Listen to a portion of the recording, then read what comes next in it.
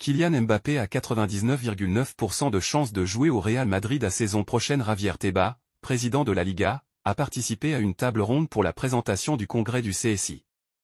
Il y a parlé de Florentino Pérez, du racisme, de Vinicius, de la Super League et de Mbappé. Super League. Florentino ne perd jamais. Il est toujours attentif et vigilant. Ça fait des années qu'il essaie de m'éliminer de la Liga et il ne s'arrête pas. La neutralité du CSD dure des mois. La Super League est un modèle de gestion dans lequel les clubs les plus riches règnent. On dit qu'ils génèrent beaucoup et qu'ils partageront solidairement. Ça ressemble à l'ère féodale mais dans le football. La position du gouvernement sur la Super League. Je suis préoccupé par leur posture. 26 pays ont signé une déclaration de soutien aux ligues nationales, à l'exception de l'Espagne. Florentino Pérez. Je me défends du mieux que je peux. La photo de City dans la loge d'honneur dit tout. Je n'ai pas vu cette photo au Metropolitano le lendemain. Ce n'est pas une question de peur, c'est une question de savoir qui est en face de vous. C'est une personne très influente pour ses objectifs. Florentino est transversal. Avec Berlusconi, on savait qu'il était de droite, ici Florentino est avec tout le monde, Carmona, Zapatero, Sanchez. Il a beaucoup d'influence, trop. Ce n'est pas bon pour le pays ni pour le football. Rubial et Florentino Pérez. En réalité, nous ne serons jamais amis parce que nous ne partageons pas les mêmes valeurs. Haaland et Mbappé en Liga. J'aimerais voir les meilleurs dans nos compétitions. Je donne à Mbappé 99,99% de chances de jouer la saison prochaine au Real Madrid. Pour Haaland, c'est plus compliqué. Il n'est pas resté assez longtemps à City pour envisager un départ. Vinicius et le racisme. C'est une victime. La différence entre Vinicius et les joueurs de la même race, c'est qu'il est à la tête d'un mouvement. Quand quelqu'un mène un mouvement, il est la cible de la colère. Je ne vais pas commenter son comportement sur le terrain, car je devrais parler de beaucoup de joueurs. Je ne suis pas le père ou l'entraîneur de Vinicius, je n'ai rien à lui dire. Thibaut Courtois de retour à l'entraînement. Courtois. Alors qu'il était sur le point de revenir après sa grave blessure au ligament du genou le mois dernier, Thibaut Courtois, 31 ans, s'était blessé au ménisque. Quelques semaines après son opération, le gardien belge est de retour sur les terrains d'entraînement. Après des séances de rééducation, le portier du Real Madrid peut désormais fouler la pelouse de Valdebebas et toucher ses premiers ballons comme on peut le voir sur les images de AS. Même si ses exercices individuels montrent une progression dans sa réhabilitation, aucune date n'est encore prévue pour son retour aux entraînements collectifs. Il n'est pas encore question de le revoir sur les terrains, en compétition, avant la fin de la saison. Carlo Ancelotti défend Mbappé et Haaland. Carlo Ancelotti en conférence de presse. Cette semaine, Kylian Mbappé, 25 ans, et Erling Haaland, 23 ans, n'ont pas vraiment brillé en Ligue des Champions. Le premier cité a eu de grandes difficultés face au FC Barcelone. Le Norvégien, lui, a été dominé par les Merengues, notamment Antonio Rudiger. Interrogé au sujet du faible niveau affiché par les deux stars mais aussi de Jude Bellingham, Carlo Ancelotti a été clair. Calme, calme. Il se peut qu'ils n'aient pas donné le meilleur d'eux-mêmes lors du match aller. Mais d'autres matchs arrivent, et soyez prudents. Soyez prudents avec les trois que vous avez mentionnés. Le mystère s'attend à une réaction des joueurs. Bernardo Silva va quitter Manchester City. 3 destinations s'offrent à lui. Bernardo Silva envisage un départ de Manchester City cet été, à la recherche d'un nouveau défi et d'un changement de vie, selon Todo Fichage. Malgré ses contributions notables au succès de City, avec près de 350 apparitions et plusieurs titres à son actif, le joueur portugais de 29 ans semble déterminé à explorer de nouveaux horizons à la fin de la saison actuelle.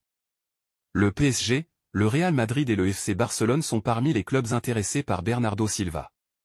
Son agent, Jorge Mendes, a entamé des discussions avec le FC Barcelone, tandis que le Real Madrid aurait également exprimé son intérêt. Le PSG considère Silva comme un renfort de choix pour son milieu de terrain et son attaque. L'avenir de Silva s'annonce comme l'une des principales attractions du prochain mercato estival, alors que ces 3 géants européens rivalisent pour obtenir sa signature, chacun voyant en lui un atout précieux pour renforcer leur équipe. Real Madrid, le Bayern Munich offre 40 millions d'euros pour Arda Güler. Le Bayern Munich serait intéressé à l'idée de recruter le milieu offensif turc Arda Güler, actuellement remplaçant au Real Madrid. Selon les informations de Defensa Central, le Bayern Munich montre un vif intérêt pour Arda Güler, milieu offensif du Real Madrid dont le temps de jeu reste très limité depuis son arrivée en 2023. Le club allemand envisagerait sérieusement de relancer la jeune pépite turque, et serait prêt à débourser la somme conséquente de 40 millions d'euros pour sécuriser son transfert. Bien que cette offre représente le double de ce que le Real Madrid a payé pour Güler, et malgré l'intérêt également manifesté par le LOSC, le leader de la Liga n'a pas l'intention de se séparer rapidement de son joueur.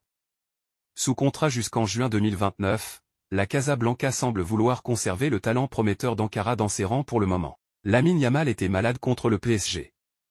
Lamine Yamal face au PSG est décisif lors du premier but du Barça avec un sublime centre de l'extérieur du pied. Lamine Yamal, 16 ans, n'a pourtant pas réalisé une grande partie. Le jeune ailier barcelonais est d'ailleurs sorti assez tôt dans le match, laissant sa place à Joao Félix à l'heure de jeu. Selon Gigante FC, le joueur du Barça a effectué une préparation difficile à cause d'une maladie. L'Espagnol aurait souffert de problèmes d'estomac les jours précédant le match. Lamine Yamal a fini la rencontre avec un seul tir, une faible statistique pour celui qui prend très régulièrement sa chance. Il n'a surtout touché que 16 ballons durant le match avec que 75% de réussite dans l'exercice. Il faudra donc compter sur un Lamine Yamal en meilleure forme mardi prochain pour le match retour au stade de Montjuïc à Barcelone. Barça, Flick, De Zerbi et Tuchel oubliés, le successeur de Xavi sera alors que Xavi a annoncé son départ du FC Barcelone à la fin de la saison, les dirigeants du club catalan s'activent pour lui trouver un remplaçant. Depuis l'annonce choc faite il y a un peu plus de 2 mois, après une défaite face à Villarreal, les performances en nette amélioration des Blaugrana n'ont pas réussi à faire changer d'avis le technicien catalan malgré les pressions de Deco, le directeur sportif, et de Joan Laporta, le président.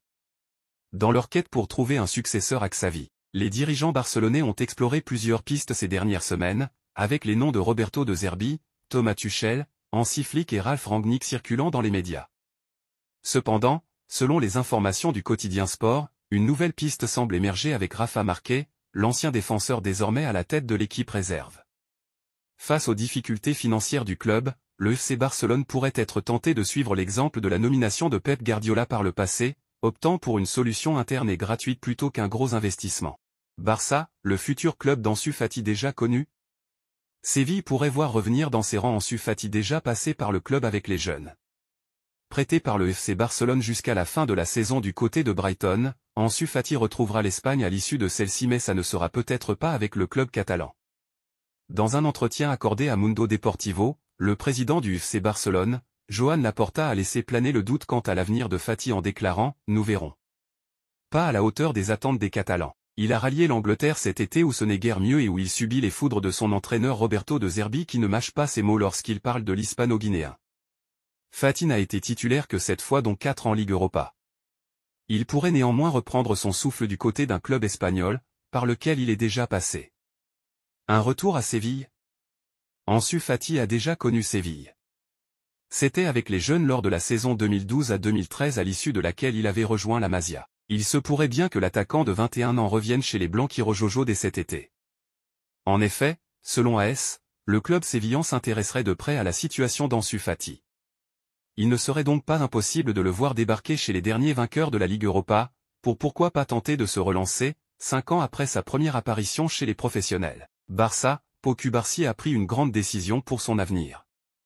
Pau Cubarsí sous le maillot du Barça. Devenu titulaire indiscutable l'équipe de Xavi, Pau Cubarsí, 17 ans, a changé de dimension ces dernières semaines. Dans le sillage d'un Lamine Yamal, le jeune défenseur espagnol impressionne par sa précocité et ses très belles performances sur le terrain. Une nouvelle fois brillant lors de la victoire des siens à Paris, le natif d'Estagnol risque, à ce rythme, d'enflammer le prochain mercato. Bien conscient du danger qui se rapproche, le Barça a cependant tout prévu. Selon Mundo Deportivo, Cubarsí et les culés négocient d'ailleurs pour finaliser une prolongation de contrat. Pour rappel, le droitier des 1m84 dispose d'un bail courant actuellement jusqu'en 2026, assorti d'une clause libératoire à 10 m €. Mais d'ici l'ouverture du mercato, cette clause devrait s'envoler. Préformé à Gérone avant de rejoindre la Masia à 11 ans, Cubarsí souhaite, en effet, rester à Barcelone. L'objectif de Joan Laporta et du club catalan est donc de lui faire signer une première prolongation dans les semaines à venir. Une prolongation dans laquelle la clause libératoire sera alors évaluée à 1 milliard d'euros. Pour cela, le club catalan devra cependant attendre que Cubarsí fête ses 18 ans. Xavi félicite Jules Koundé pour Mbappé. Kylian Mbappé sous les couleurs du PSG. Mercredi soir, Jules Koundé a eu pour mission de museler Kylian Mbappé. Et le joueur du Barça a rempli son contrat puisque le Parisien a vécu une soirée très compliquée. 2 jours après cette rencontre, Xavi a tenu à féliciter son joueur en conférence de presse. Jules, je suis ravi. C'est une signature presque personnelle de ma part. C'est l'un des meilleurs défenseurs du monde, il a de nombreuses vertus. Jules a eu beaucoup à faire mais c'était un effort collectif. Ronald, Araujo, Sergi Roberto, Lamine, Yamal, tout le monde a aidé avec Mbappé. Il faudra en faire de même lors du match retour mardi prochain.